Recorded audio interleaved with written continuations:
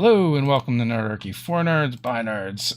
Today I'm hanging out with Haas from Dungeon Scribe. How are you doing today, sir? I'm doing good. Um, High energy, very excited. Nice end of the week. Yeah, So it is Friday. it Thank is. God it's Friday. I believe you're also self-employed, so it just doesn't mean as much as it used to. Yes, it depends on if I'm needed during the weekend or I just keep working anyway. So that's good. It has more to do like the people around you, like Hmm. if they're around and if they're available. But like for my household, especially, well, obviously the last like past year and a half, like I don't think it's mattered for anybody as much, right? Like I've talked to people and they're like, I feel like I'm home and I work from home now and I should just be working, even though like they're not really working. So Yeah. it's been weird. If it's a weekend, my partner will come up and just be like, "Hey, outside time," and I'm like, "Okay, yeah, cool." Come And get the if sun.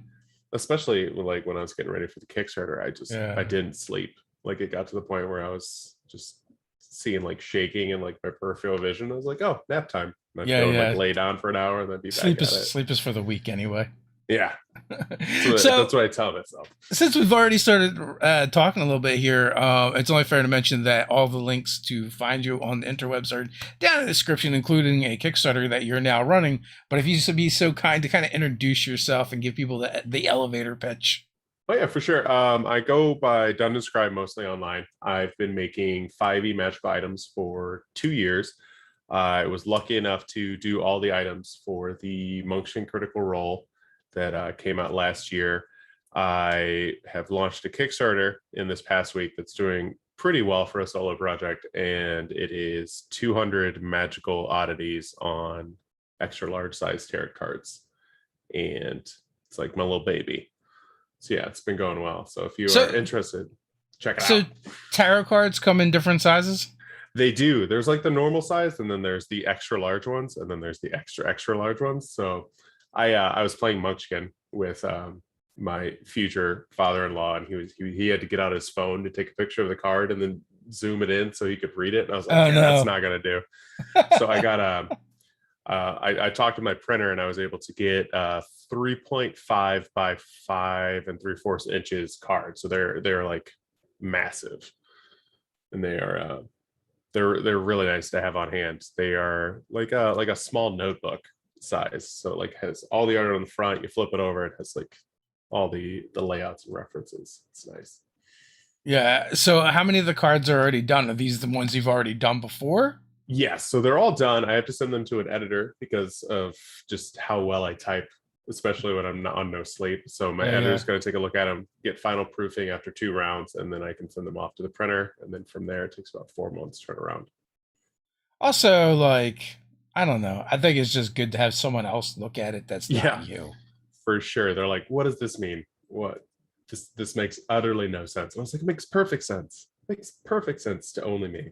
I mean, because like we have an in-house editor, Hmm. and when we did our Kickstarter and did our book, we they did the first passover, but we then hired a proofreader because I'm like, you've been touching this a lot. We need someone who hasn't looked at it to look at it, Yeah, with fresh eyes. for sure.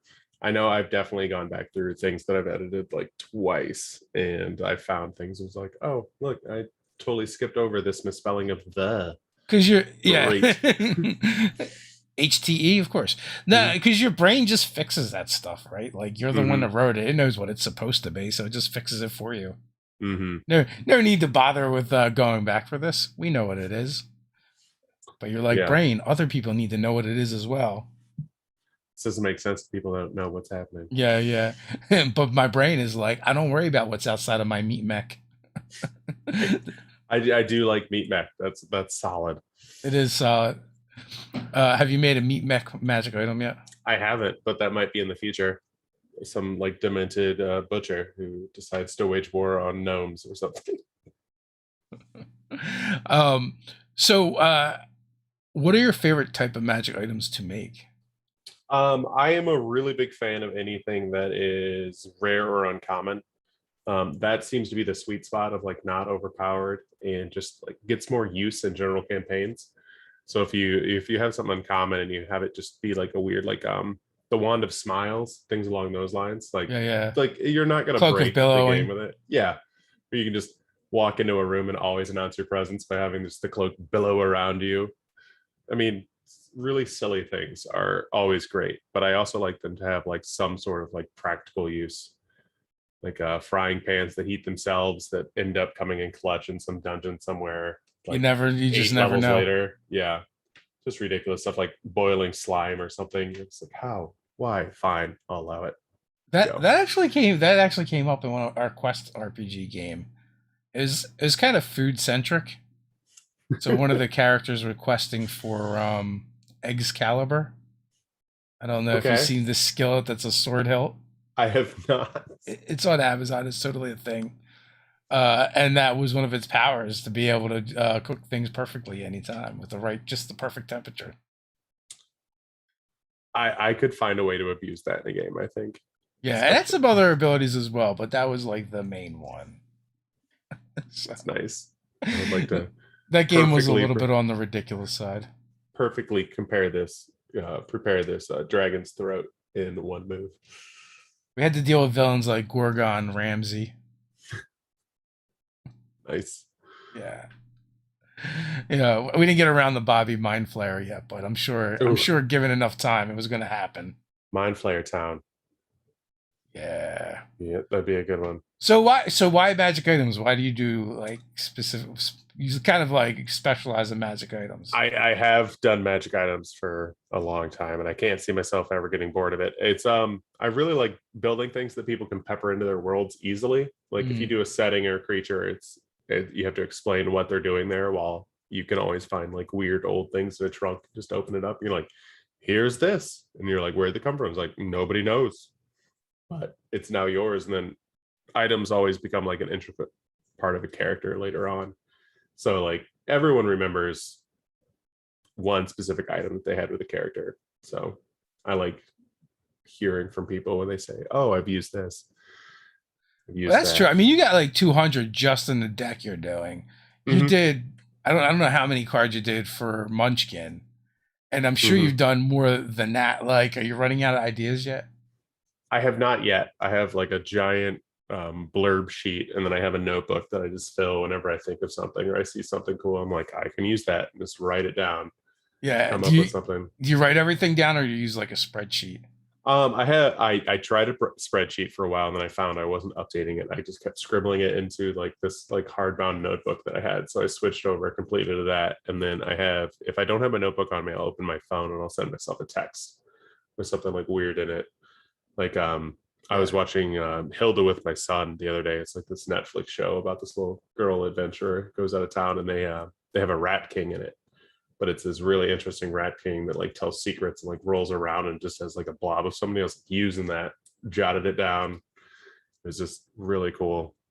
Do you number your notebook like for the No, number? pure chaos, fully embraced. Uh, so you, so you have no idea how many ideas you have. No, I did have to transfer notebooks. So like I have my old one over there. I could still see it. I had to go through it, mark everything with a highlighter, and then write it all on the first page of my new notebook. And like ended up filling that, filled up the second page, and was like, okay, these are the first ones I'll pull from. And then I started new on just tracking everything. Google Sheets, my friend. It Ah, is good. I have Google Sheets for everything else. I got numbers tracked, invoices, everything. It's just for magical items. Yeah. I can't put them in there. I'm too busy like scribbling. It's that ADHD brain just on tilt. Yeah. Do you do all your art digitally or do you do some analog still? I did do analog. I probably stopped right at the beginning of the pandemic last year and started to do entirely digitally because I'll just sketch in like one massive file. I'll just do like maybe like 48 layers of different sketches. Then I'll go through and just pick what I want. Yeah. What do you use? I use Clip Studio, which it used to be Manga Studio when I first got it, like ages ago. Yeah. And it's a relatively cheap program. It goes on sale for like $25 and you get two copies of it. It's incredible. It's what I can at least a dozen other creators use now, especially in the D&D community, because it's just cheap and reliable. So is that like drawing with your mouse, or do you have like a stencil and a? I do have a tablet that I got to get after Munchkin. So I had a little Cintiq 13-inch HD that like the middle of the screen was entirely worn out. It had like you Yeah. could tell like when you dragged the pencil over it, there was like that worn out spot in the screen. And then that lasted me all the way until I finished that project. And then the second I got paid, I bought a new one. And now that's what I use for everything. And it's a life changer. I have it on this giant swivel arm next to the computer, so I can like, pull it forward and out in my like little battle hub of a station now. Nice. So, do you like to work in any other mediums? Actually, when I started, I was an animator. So I started into digital pretty early. I was in 3D until probably about 8 years ago, and then I switched back to 2D slowly but surely when I was making toys. Oh, nice. What kind Mhm. of toys did you make? I worked on Chuggington Train, which is not Thomas the Train. It is another train that Did you the work with toy the Thomas the Train knockoff? I did. I did. And then the toy company I worked for actually funded the show to compete with Thomas just so that they could make a toy that was a knockoff. It was crisp. Not going to go into that anymore due to NDA, but I did that for a while and it was wonderful. I learned a lot there. I got to work on That's one of the you got some train knowledge you can drop on us? no, No, no, I I can didn't tell learn a you like goddamn thing. I didn't learn anything about trains that I didn't already know because it was very basic. Yeah. But the sets and the largest train set in the world was by that company. Guinness like had set the record right before I got there with it. And then while I was there, I got to work on um, two Pixar movies, which was incredible. The Good Dino one, which got delayed while I was there, and then Inside Out. Is that the proper name for it? The one Yeah, with the Inside Out. emotions. It was a good movie. That one was great. They did The some Good pitches for. Dino. I don't know what that is. It is a Pixar movie that they made. We're going to release. Realized it was terrible because they promote directors from within. Ended up taking it, retooling it twice, and then it flopped. It is the only Pixar you have not heard of. Nice. You can go find it. I worked on it and I still have not seen the movie. Oh no. I have not seen the final one because we were like, oh, this is cool. And like it had like all these original ideas, and then I didn't see it after they retooled it twice. The Good Dinosaur 2015. Yeah. It's a thing. It's real. It exists. And then I also got to work on a Pokemon game while I was there, which was fun. I don't know any of the names for the voice actors. That was definitely a look of I'm not surprised. Yeah, it came and went, which is very surprising for a Pixar movie. It was just like, oh, yeah. okay. But Inside Out was good. That was like a home run. Oh yeah, that was like tier worthy. Originally, they weren't going to make toys for that one, and then they decided to like late game. So like it was a mad dash. Did you watch that movie? Oh yeah, Yeah, that was a good one. The imaginary character in that just hurts my heart every time I think about it. It's so sad. I like all of its memories and imaginations and how they shape people. I think imagination is huge, especially in things that we do. I think they're going to do another one. Ooh, that's exciting. I thought I heard that rumor a while ago, though. But it's been weird. Yeah. So it's been a weird time in the panorama, the panny. There's a trailer for Inside Out too. It could not be real. Who's it by? Like Screen Rant? I don't no, like I see a couple of them. Say Disney. Don't believe it. Disney UK, Pixar. It's it appears it is actually a thing. I'm surprised I don't know about this before. I don't doubt. Well, maybe it happens. I'm seeing two different ones. I'm seeing one from 2014 and one from 5 days ago. So I don't know Yeah. what's going to happen here. Uh, the DM told us, he's like, I actually recognize half those things. Oh, you know what, Samuel? Okay, I think I know who that is. I'm also not very good at knowing who actors are either, so that is also very unfair of me because I have Sam Elliott is a legend. That man's yeah. mustache carries the screen. Now the long gray hair and the mustache and looks like he just looks like what a cowboy should look like. I think like an old cowboy. I think if I think old cowboy, he comes to mind. He's made for the cowboy movies. Yeah. He was. What was the movie he was in where he played like a? I don't know. It was like an angel or a spirit or something, and there were like cops. I don't. I feel like that was one of the last movies I watched. Oh, Steve Zahn is in it? I went back to Good Dino. I'm diving in. Actually, I recognize only the second half of voice actors that are in it. Oh, nice. So do you miss working in that industry? It was amazing. I really enjoyed being there and what was happening, but it was a lot of revisions. And yeah, I like what I do better now. Yeah, but I mean, they're both kind of great. Like, I feel like, being an animator for movies and stuff is like a dream job, but also working and doing things for D&D is also kind of a dream job too. So yeah, and if I would have animated for one of those companies, it would have been huge. But making the toys as a simplified version was as close as I got. Yeah. And now making little magical moments for people it's cool by me. Ever going to turn any of your magic items into toys? I might get some of them 3D printed. I was thinking about that a little while ago because I really like having the miniatures, and I like your life can come full circle.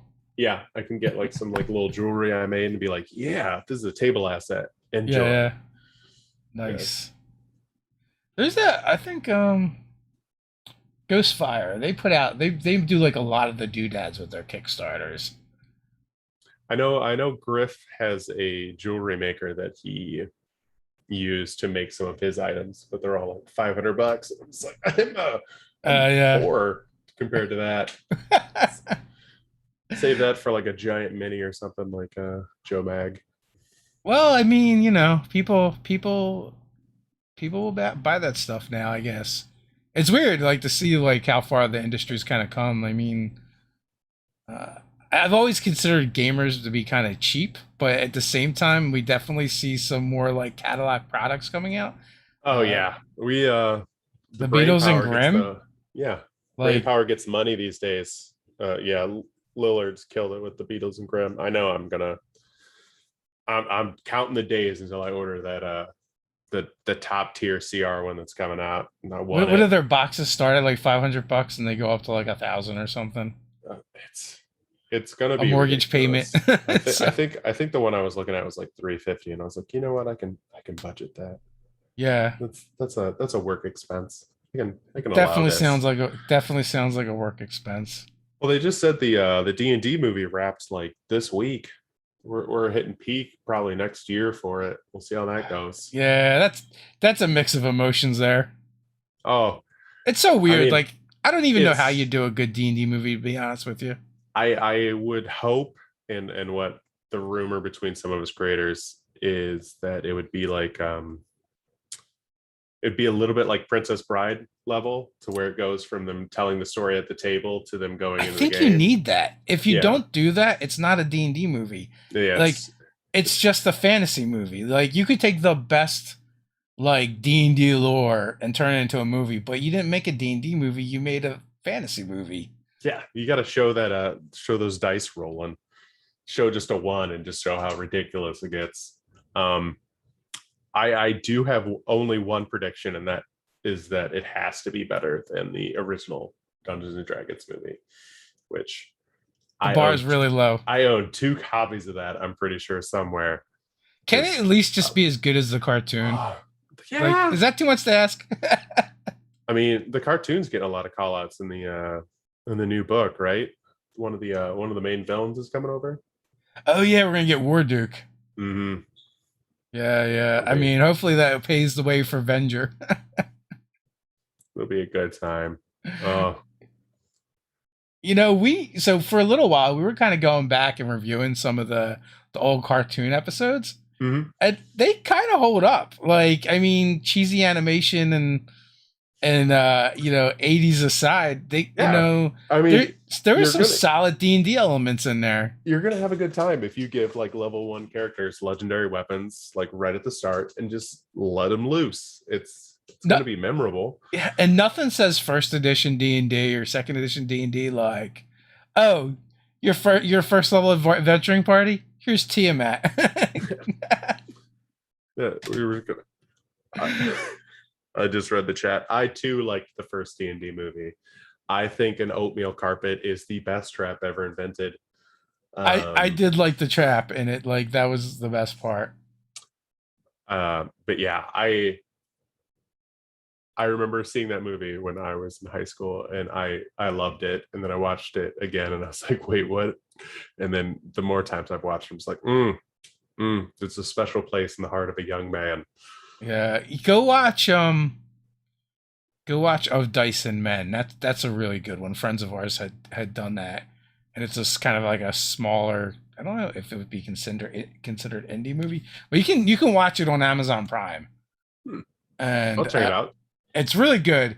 They don't actually, so they're playing an RPG, but it's not actually D&D because Wizards of the Coast wouldn't let them say they're playing D&D. I also know someone else that is like they're in the process of making kind of like a D&D movie as well. And Wizards Mhm. also would not let them say D&D. They were telling me about, I'm like, they're not going to let you.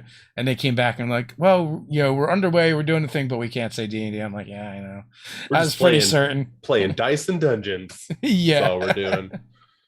But I I think Steve Jackson Games like gave them a bunch of stuff, so that's the stuff that they used that's cool. for Steve of Dice Jackson's Men. every interaction I've had with that company has been good. Oh yeah, you're intimately familiar ish. Munchkin and all. I think it was because I think they used like GURPS and stuff, right? That's Steve Jackson.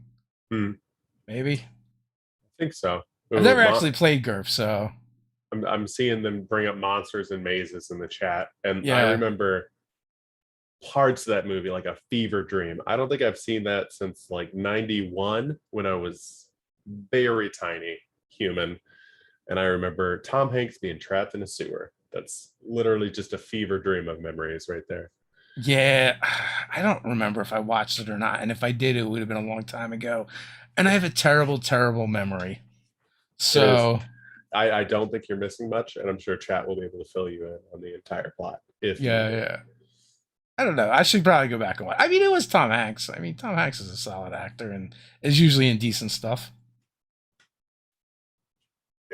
That would be your choice Yeah, for sure. yeah.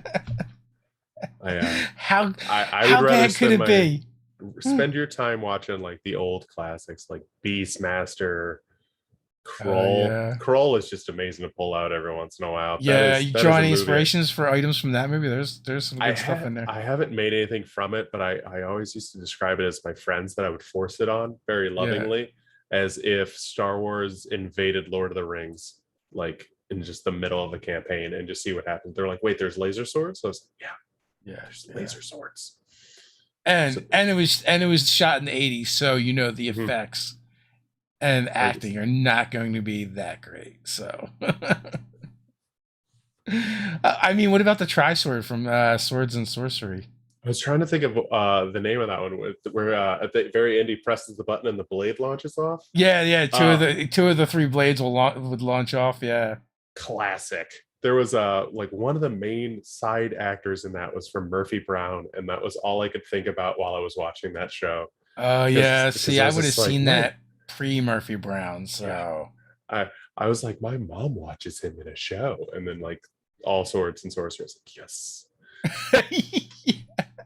I Trying to think think of I'm not sure, but that might even be like the first movie where I saw like a boob. Right. It was either that or like Dragon Slayer. gotta write That it down. that Done. was that was another good one. Yeah, like we had Conan, Dragon Slayer, Kroll, Beastmaster, Mm. Swords and Sorcery, Excalibur, Dragon Slayer's great.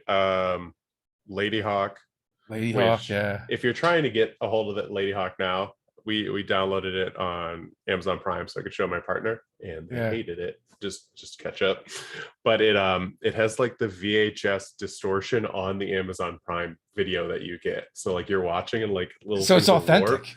Yeah, and I was like, oh, we get like the experience. Here's Yeah. Matthew Broderick crawling through a sewer as a classic thief. Yeah. The good old days. Maybe Mm. they should, also like what's that, Labyrinth and Hmm. Legend. It was, I got Legend on Amazon Prime, and I was watching it as a house vote, so it was like my partner's parents, yeah, me, like everybody that sat down. They made it until like winter hits when the unicorn gets taken down and Tom Cruise is trapped in the ice, and they yeah. called it. They were like, "No, we're not watching this movie." And I was like, "But it's amazing." They're like, "We sat with you through Willow. We're not watching this." And I was Oh, like, I "Okay." went through this period in time with my kids where I was trying to make them watch stuff, and Hmm. like they were not feeling Willow, they weren't feeling Time Bandits, and also my son is like, what is with these movies and little people? Willow is a classic, and I do know for a fact that that is getting a Disney Plus series, which I am Yeah. hyped for because I made my mom chase that down when I was like a little one to like go find it on VHS and DVD, and she was like, "They don't sell it." I was like, "You need to find this. I love this movie. These little people speak to me." Legend got a meh. This is okay. I was like, Legend had some very cool visuals in it, but it was definitely a strange movie. I more enjoyed the things I found out about it after the fact. Like Tom Cruise isn't listed on his resume, won't take questions about it. The guy who played the Sea Hag is the doctor from Voyager. Like uh, weird, like little nerd stuff. I was like, yeah. I actually liked it, and when I went back and watched it again, I felt like it held up pretty well. I mean, there was some plot holes that were kind of like lame, but other than that, so what? Very true. DM Tool Chest, I have seen that commercial where he dresses up like the devil from Legend. The body guy he had that plays the devil is the same guy who plays Dude in Free Guy. Just this like massive 6'8" bodybuilder I follow on Yeah, Instagram. I don't know if I've seen that or not. I feel like I did, but I don't remember anything about it, so I don't know. It's a dating commercial between the devil and 2020 as a person. Yeah, It's they're on YouTube and they're enjoyable. I'm gonna have to go check it out Mm-hmm. because Ryan Reynolds, so good. It's hard to miss with him. Yeah, pretty much. And also, he did give us Deadpool Mm-hmm. with, and like he really had to work hard to give us Deadpool. So He put out a viral tweet the other day about how people on the internet wanted him to be Deadpool for years and years and years, and the studio kept saying no and no and rejecting what they were saying yeah, until finally the internet won, and that he was the perfect person to be cast for the role. And they it's so ended it with, bizarre. Like all the people you want to sell the movie to are like, hey, we want this, and they're like, nah, that's not what you want at all. mm-hmm. Then he ended the tweet with saying, "With that said, hello LeVar Burton," as in like for him to step into Jeopardy. And I was like, yes, Yeah, nice. I hope. Oh man, what are you gonna do? So this has been a strange journey so far. We've done a lot of reminiscing here. You started it though. I feel like it's your fault. I'm a nostalgia guy. It works. Yeah, well, I don't know, but you're a bit younger than me, so I don't think you lived through most of that. You had to go back and find it. I had to entertain myself in small Midwestern America. So Yeah. so there was a lot of consumption of media for sure. How did you start gaming?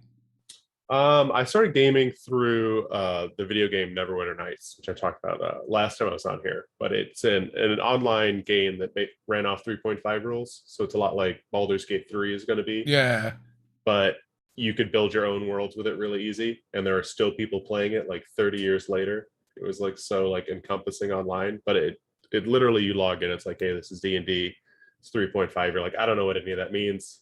let's play, and then it does all the dice rolls for you. You learn what stats are, and it is, oh, it was the bug I needed, because then I'm like getting the books. I'm digging through like Book of Exalted Deeds. Was it hard to was find people in person to play with? Oh, I did not find people to play with until like 5 years later, in when I moved to the Chicagoland area. I always find that really interesting that like people get when people get exposed to the hobby, and like it makes such an impact that like you said 5 years later you finally Mm. play, but like the desire never goes away. Hmm. I had a good, I want to say, 2 years of playing before 4E came out, and then it dropped off. Sadly, I don't know what happened. Something about 4E just didn't carry through. There was a Yeah. few campaigns in it, and then the groups kind of split up. I mean, also you're getting older at that time too, which just makes it harder. And if Mm, for the game to do something that maybe you're not as into, makes it a lot easier to wander off and get distracted by for other sure. things. Yeah. So Dan wants to know if you've seen Neverending Story as well as Merlin. I've seen all, I think, three Neverending Stories. There's a few of We've them, got yeah. 1, 2, 3, and then in the third one, Jack Black is the high school bully villain. I remember that one very vividly. It is terrible. Oh my god, I don't know if I've seen the third one or not. For Merlin, do you mean the mini series Merlin, or like the BBC series Merlin? Because I have ADHD. I have to do two things at once. So I'll be like drawing, and I'll have a show up, and I Yeah. consume media. I either do that or like read a comic a day. For the for the miniseries Merlin, God, who was in that? It was the guy from Jurassic Park, and then Martin Short as like an elf. It was as gold as it sounds. Did you go back for Land Before Time?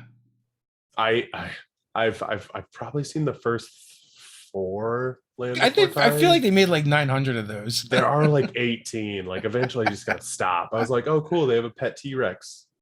Done. Yeah, yeah. Yeah, I don't know if I don't actually think I watched the Merlin series. Maybe the mini series. Like there was only like 6 of them or something, Oh right? yeah, the movie with Sam Neill. Was it a movie, or was it, I thought it aired on like one of the main four channels back in the 90s as like a television event, I don't back when they remember. used to do those. I don't know, depending on Fantastic. when in the 90s. I don't know. Late 80s, early 90s was a little rough. You know what? So, You know what fantasy movie I actually really like, and I go back to and I listen to the soundtrack while I'm drawing, is the Guy Ritchie King Arthur. The first time I watched it, I was like kind of mad about it, and now I've seen uh, it like 10 times. That thing, I really like it, like unabashedly like it now.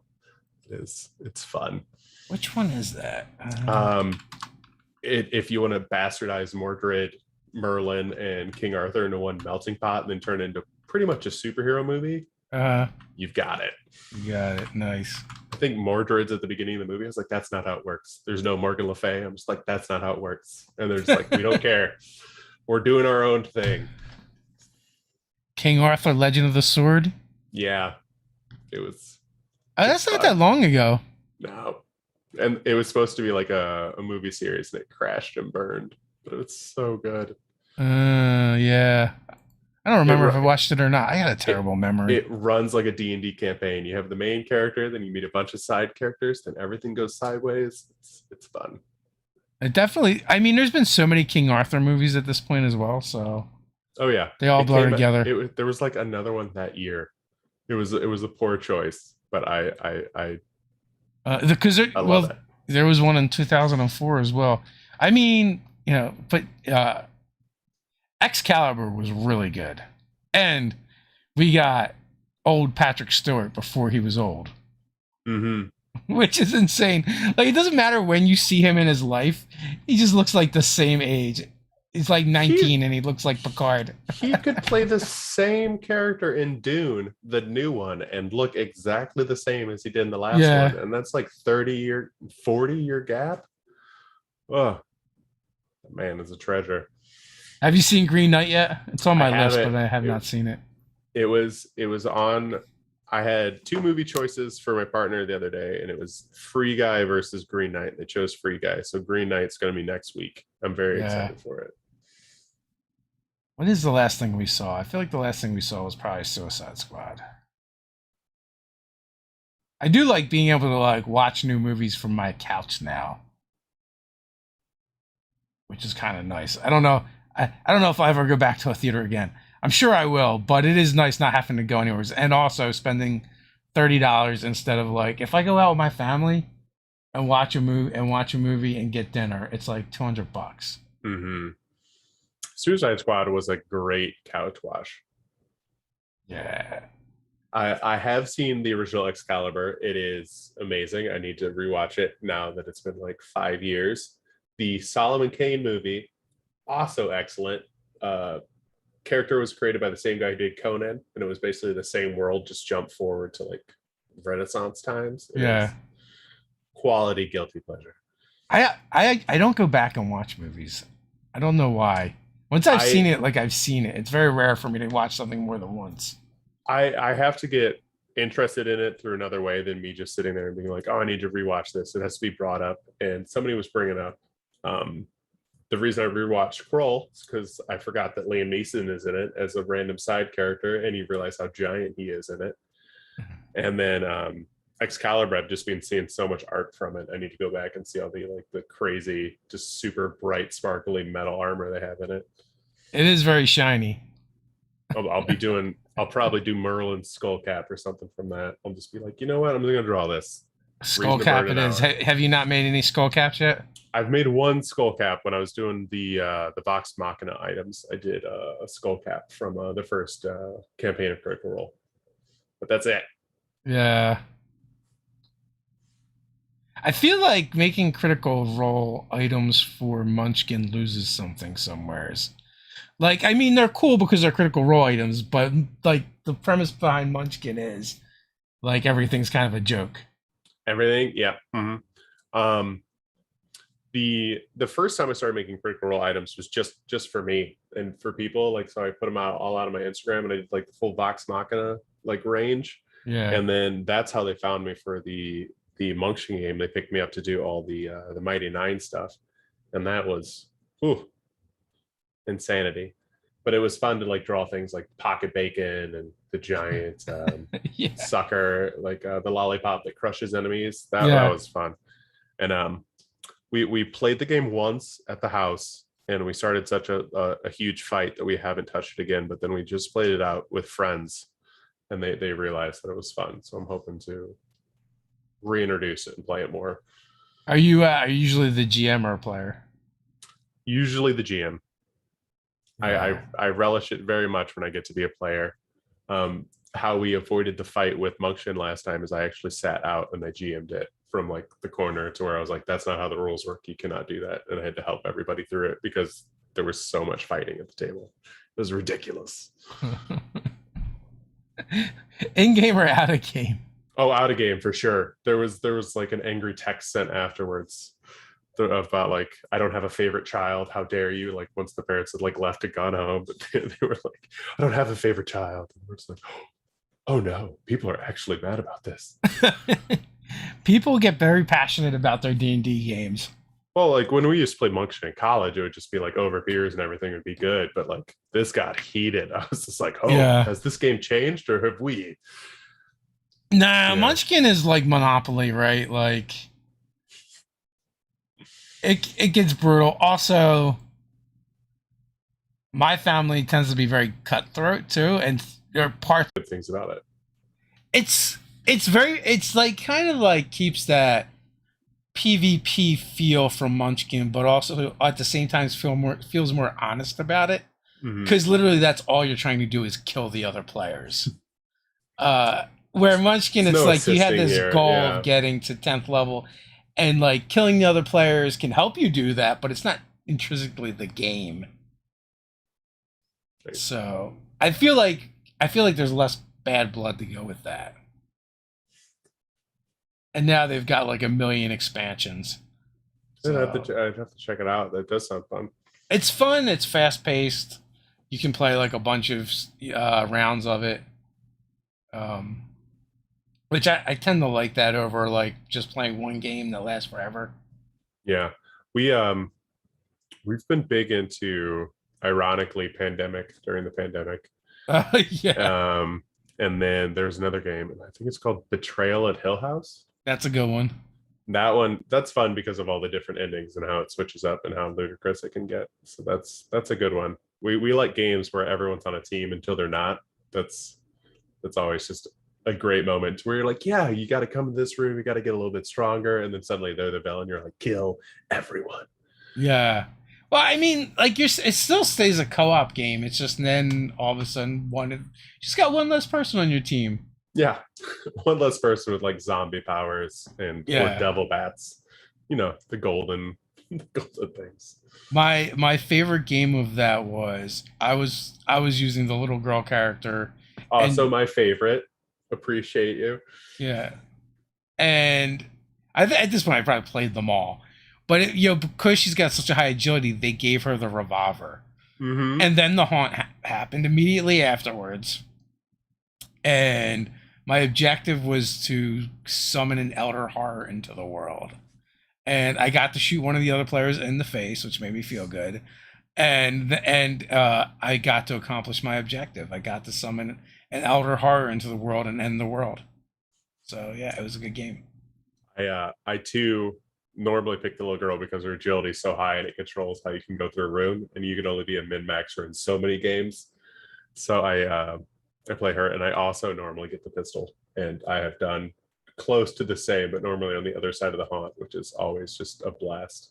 Yeah, Being it's a able to fun game with a lot of oh, replayability. It's one of the few games that's kind of a long game to play that I'm in for all the time. yep, agreed.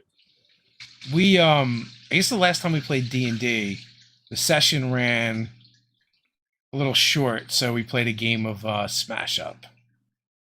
And I don't know if you've played that before, but it's like a bunch of different factions, and you take two of them and put them together, and and then like you're trying to take over these different bases, and that gives you victory points. But like you might be robots or dinosaurs or kittens or princesses or aliens or pirates, ninjas. Like if you can think of it, they probably have a faction for it. So it's Awesome. like I want to play space dinosaurs or robot dinosaurs or wizard zombies or whatever, and it's like trying to figure out the different combinations. So for me, like that game never gets old. Sounds cool. And yeah. So when you're GMing, do you usually run pre-written stuff, your own homebrew campaign? What's your Oh, preference? we normally do, because my time constraints these days with running everything. I normally do one shots, or um I have done some pre-generated ones just for like younger audiences. So I play with my son every once in a while, and I'll do a younger one. And then normally, if it's me and a group of friends, it'll be a one shot to where I'll make up something. I'll like write down what it's going to be, and then we play with 5e rules, or we play with the loose 5e rules. Like we've done some one shots where like I've custom like made everything, like the maps, everything Yeah, will go into it, and everyone like has specific table powers which no one else knows about, which are my favorite things to do for the element of chaos into the table. Like one person would get spells back whenever they stole a pencil from another player and got it from the table without the other player noticing. So we were like literally playing where like somebody would just be grabbing pencil every time somebody looked away and just whipping it across the room. So like you, at some point, people realize something's going wrong. Another one got he had advantage on attacks if he punned his attack, like in the explanation, but he couldn't let anyone catch on that he was doing it. It was a lot of fun, oh especially man, with a little bit of alcohol involved. It got there was some mileage out of that game. yeah. It also sounds like a lot of work as well. Yeah, it was a lot of setup. They're begging me to come back and do the final one because we've done it twice. And Yeah, I'm just like, guys, I do not have the time. Also pandemic, but also the time. yeah. I cannot come up with any more powers. That's the Yeah. real reason. it was It was a lot of fun. One of the people we gave him a bonus to the attacks if he wore suntan goggles the entire game, like the ones you have to like crunch and put in yourself, so they're like this big. And he was like having to like read his character sheet through them. It was gold, gold. He did that the entire night. Did not break character. It was incredible. They need a service person so that to read to that read their character sheet to that. It's just like, don't worry, I've got it. I'll read it to you. So I see you like to mess with your players. Yeah, especially when I play with my friends, then it's like Yeah. essential. So do you subject them to all of your magic items and creations? I definitely got the knack for making magical items from those first few games, like making magical items for those games. I'd write them out on like little slips of paper and then hand them out to the table. And then I was like, wait, I actually really enjoy doing this. So I started to try out the magic cards for when I was running an actual campaign to give to the players, and I really liked it. So that those first magic cards are a direct line from like my first post on Instagram was the first one I made for one of my players all the way to now, which is really cool to look back on. So that started it all. Yeah, literally making it. My one of my players wanted an owlbear helm. Like they had killed an owlbear, they had the skull, and they're like, "I want to turn this into a helmet." And I was like, "I've got you," and then that was the first one. Yeah. So what did they have to do to turn it into a helm? It was a bunch of tinker checks, and then they like ended up like putting like springs, like little metal plating and everything, and then like a little funneling thing because it was a gnome, so it could fit very easily in the owlbear helm. Uh-huh. And then all of his verbal component spells went an extra 30 feet. It was from there. It was on. I think that would be too big for a gnome. It was very comically sized. So it would be like to shoulders. Shoulder braces. Yeah, just this is my helmet. Yeah. It also doubles as pauldrons. Mm-hmm. Yeah, nice. So is that an item that people can get? Is that in the deck? Yeah, that'll actually be in the deck. That I have to redo some of the art for it because it is 2 years old at this point. But Yeah. the entire baseline will be in there. We'll probably reword it to balance it a little bit, and then we'll be good to go. Do you have a particular type of item that you really like making? Maybe to the point where you're like, oh, I have to stop making these. I have too many Shields. shields. Shields. I try to limit myself to once a month for a shield. I think it's been like 2 months, but like as soon as I sit down, I'm like, I've got it. It's already done. It's like a full list of shields. That, and for a while it was daggers. Oh, daggers are so much fun to make because you can just do anything with them. And then sword. So I switched over to trying to focus on hammers and jewelry and wondrous items for a while because you just run with it. Like I did a pole arm this week. I was just like, this is great. I love it. Did you find any themes popping up that you didn't intentionally do? I have a few friends that make items and they do theme weeks and stuff. I try to shuffle it as much as I can because of my attention span. So we like to... we have a obnoxious amount of frog themed items. Okay. Love it. We like so I mean there was like we would do videos on different topics and then we started taking those videos and turning them into Patreon rewards, whether adventures or items or whatever. And we'd send it off to a writer and let them watch the video and then give like their interpretation and see what they could come up with. And so we did that, and for Muckwuggle, which is like this demon frog. Okay, got it. And then like he created this whole like pantheon of frogs and lore around it.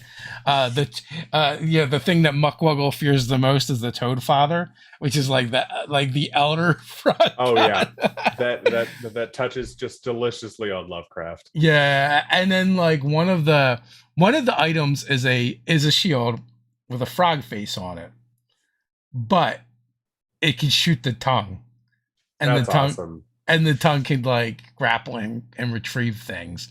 Or in games it's been used as like the Batman repelling grappler as well. Nice. There's definitely a clockwork frog. I don't know that it does that much. There's definitely a frog helm, like kind of like your owlbear helm as well. And there is a bunch of other things as well. At a certain point, I was like, I think we have to stop making frog It's items. time for a frog campaign. You just got to fully embrace it, see Yeah. where you get to. Well, I think there's a cloak. There's a cloak frog that basically is like the manta ray or the bat frog, or bat cloak, but the froggy With version. frogs. Oh, yeah. Yeah. So Hop a certain distance, jump increase. Perfect. yeah, Love it. yeah, maybe a little polymorph into a frog action. But yeah. So that was definitely. I think that was the most prevalent one that kind of reared its head. And I was like, why are there so many frog items? It just, It's I like looked oddly back and specific. noticed we had 20 some frog items out of 80 items. What's up, guys? And also like it spanned like three different products. It wasn't like they like I know a chunk came from one, but then there was like a bunch of other ones that appeared. I also blame Ted's daughter because she's really in the frogs, and she plays in one of his D&D games. So I think some of the items came about that way as well. Yeah, that tends to happen. How old is his daughter? I don't like tweens. Tweens. Yeah. I play with my 9-year-old and it gets ridiculous. I probably make more items on the fly for him than anybody else. Yeah, because they also fixate on things. Yeah, they're like, I want this, and here's what it Yeah. does. I'm like, well, I guess it does do that. Let's see what happens. Is it cursed?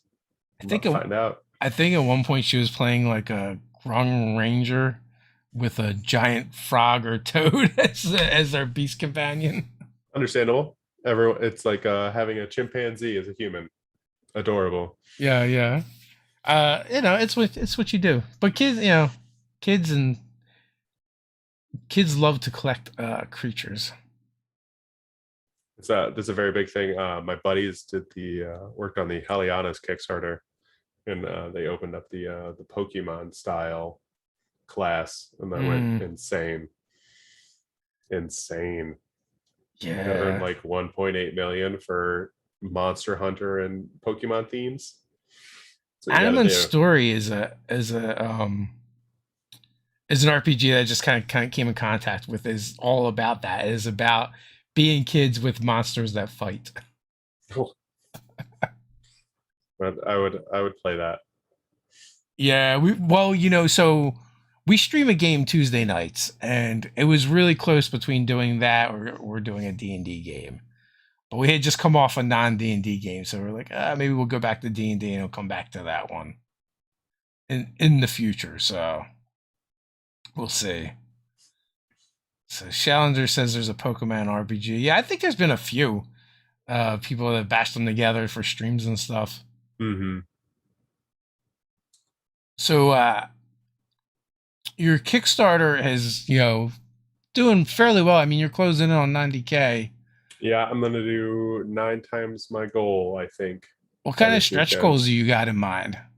The next stretch goal is going to be battle maps, but like mats that unroll that you get to like play on, and they're going to be tied to 2 items I've done previously. Okay. The one I haven't announced yet is going to be a small PDF like handout that goes into magical items for creatures. So it's going to be like pets and familiars getting magical items and how to handle their attunement slots, things like that. Oh, cool. And then after that, I still do have deck 5 locked. So that would take it up to 250 items, which is a lot of items. It sounds like you allow your players to let their pets and stuff attune to magic items then. I have done it in some cases. It still needs some play testing, but yeah. There's some, like there are magical items in actual 5e that you can give to like mounts and horses and stuff like that. Like they're limited. Like you can get the saddle that you can't be dismounted from. There's the horseshoes that let your horse fly. So I just want to work on like more of those, and then like if somebody wants to attune to a magical item for their familiar and take one of their attunement slots, I think that's totally fine. Like that I'll normally allow, but then if it comes to like pets and stuff, it has to be like ranked by CR. Yeah, I've definitely let my players down. Like my one player, her paladin had a what's the orc ox? I forget the name of it off the top of my head now. But they had tuned a circlet of blasting to it. Okay. So and then called it their laser unicorn. So, which yeah, so I think it's fun, and also why not? Although I think that would be like it's better suited for the Beastmaster Ranger, just because it Yeah. gives them a little extra boost that they could definitely use. And the Paladin does not need any help Oh, at all. Paladin doesn't need like a fully plate mailed chimpanzee with a smiting hammer next to it, though that would be amazing. Yeah, but the Ranger could use that for sure. Oh yeah.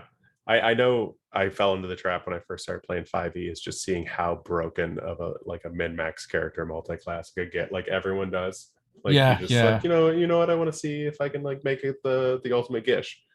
And I definitely have one that is like undefeated in just ridiculousness, and it's the paladin base. Like you just start there and grow. And ooh, can't Yeah, imagine that. I mean, Paladin with a little Warlock mixed in for Eldritch Smite gets a little ugly. Although it's like after one round, you're all out of spell slots and everything. If But if anything is still standing at that point, you've got bigger concerns. if you take a paladin and so if you take a padlock and you sprinkle in just like a little bit of a college of swords bard, Mm, you are unkillable. Unkillable. They have that move that adds 1d6 AC per round, and it's a free yeah. action. And then on top of that, you get all those delicious bard spell slots. It gets rough, especially when you're just like counterspell, all based off charisma. Yeah, I've made some tables angry with that, and then I was like, you know what? I'm just going to stick to items. I'm not going to build any more characters. We're fine. we're We're fine. fine. You've been banned. You get over there and draw. You go to the corner, art monkey. Yeah. So, have you made any artifacts? I have made artifacts. I think I'm up to 4 right now. I used when I made my first one, I used Mercer's layout of like a growing artifact. It's a little bit like a weapon of legacy. Hmm. So where like you start with like one, you awaken it, then you grow from there. And then I switched it over, so it was all fair play area.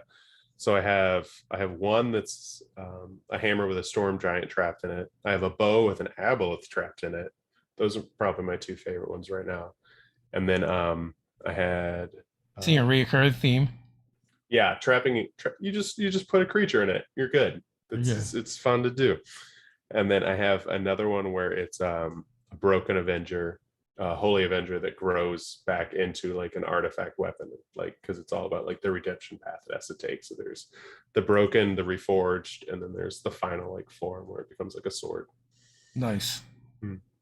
I do like magic items that kind of grow with the player because it's always the problem. Like they get something and they kind of like fall in love with it, but then they're going to kind of grow out of it. Yeah. I'm in my games. I'm a lot more likely to like enchant something they have than give them magic items. Hmm. It's always fun when it comes from the player. That's something that I love about like uncommon items, because once they get it, they're less likely to get rid of it or trade it out later on if it's just like a little thing. Like Yeah. I have one that's like a favorite that is like it's called like Nana's bag, and it's just like you roll a 1d4 and every day you can reach in it. It gives you a treat of some kind. It either gives you gold, like a blessing, or like a treat that you can use as a healing potion, stuff like that. You had mentioned making the play maps or playmat maps, and they're Hmm. inspired by magic items you made. We did a magic item called bag of dungeon doors, Hmm. and it basically just you can just at any point just reach in and pull out a door and throw it down, and it just opens up to a dungeon someplace.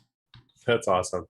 I have the one that just unlocked at 85 was called the Lost King, the Lost Key, and it works a little bit like that. It's a key that wherever you put it, you can make a door, Yeah, and it goes into like its own custom dungeon, stuff like that. So it's just fun stuff. Yeah, it's fun when you can create stuff and put things together that create more adventure and add to it. Hmm. So we are just past the hour mark. Final thoughts before we head on out? If anyone's going to Gen Con, I will be there Saturday and Sunday, just doing meet and greets and trying to run into people. I know I'm going to try to see you there. Yeah, we'll definitely have Uh, to connect. yeah, I'm going to go bug the people at the Cobalt Press booth. Normal Gen Con stuff. Normal stuff. Yeah, yeah. Yeah. Harass as many vendors as possible. Yep. But yeah, if you guys want to check out the Kickstarter, all the links are below the video.